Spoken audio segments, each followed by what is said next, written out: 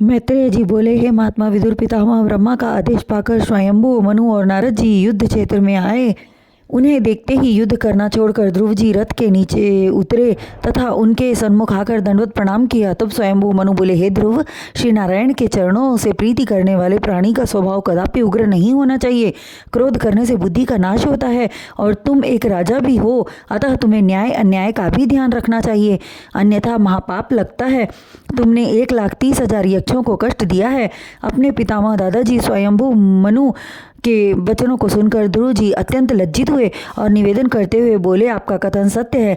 निश्चय ही मैंने अपराधजनक कार्य किया है, किंतु जो होना था सो हो चुका। अब क्या कर सकता हूँ पितामह। तब मनु जी महाराज कहने लगे, हे ध्रुव, जो हुआ वह हरी इच्छा थी, चिंता करने से कुछ नहीं होगा, इसलिए चिंता का त्याग करो। उधर देवर्षि नारद जी ने कुबेर से कहना आरंभ किया, हे यक्षराज, ध्रुव के भाई उत्तम को निरपराध होते हुए भी मारा, अतः तुम्हें उचित यही है कि तुम अतिशीघ्र ध्रुव से क्षमा प्रार्थना कर अपने सेवकों का अपराध क्षमा कराओ। नारद के वचन सुनकर कुबेर जी बोले, आपके वचन सत्य हैं देवर्षि। यह कहकर वे ध्रुव के पास पहुँचे और विनयपूर्वक कहने लगे, हे राजन, हमारे सेवकों से बड़ी भूल हुई है जो उन्होंने आपके भाई उत्तम को मारा। यदि आप दंड देना चाहते हैं तो मेरे सेवकों द्वारा हुए अपराध का दंड मुझे दें। कुबेर की वाणी सुनकर ध्रुव को अत्यंत संतोष हुआ।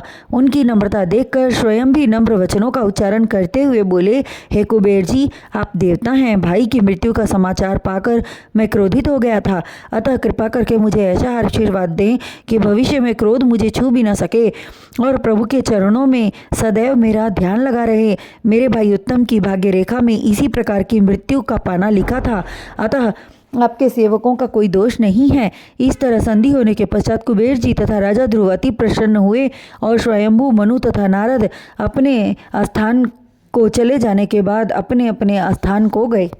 हे विदुर जी, राजमहल पहुंचने के उपरांत ध्रुव जी ने विचार किया कि राज्य, धन, वैभव, स्त्री एवं पुत्र आदि सांसारी माया के रूप हैं, सो इनका मोह त्याग कर श्री नारायण के नाम का स्मरण करना चाहिए। प्रभु का नाम ही सत्य है, बाकी सब झूठ है, नश्वर हैं। यह विचार कर उन्होंने राज्य सिंहासन अपने पुत्र उत्कल को सौंप दिया और स्वयं अपनी रानी के साथ बद्री नारायण में तप करने चले गए।